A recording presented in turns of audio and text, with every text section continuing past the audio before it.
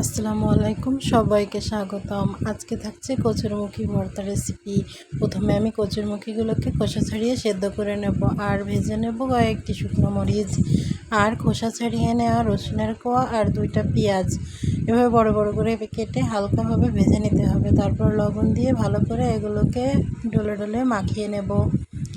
তারপর আমি সুন্দর করে রসুন এবং পেঁয়াজগুলোকে সুন্দর করে মাখিয়ে নেব। এবার আমি দিয়ে দেব সরিষার তেল।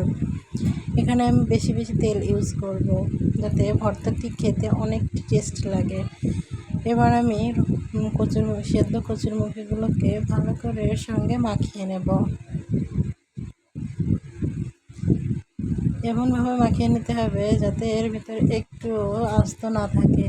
সুন্দর করে এভাবে মাখিয়ে নেব। ভালো করে মিক্সড করে নিয়ে দেখুন কি সুন্দর একটা কালার এসেছে আর খেতেও খুবই মজা। এই তো হয়ে গেল আমার কচুরমুখী ভর্তা রেসিপি। ভিডিওটি যদি একটু ভালো লেগে থাকে তাহলে প্লিজ লাইক, শেয়ার, কমেন্ট করে দেবেন।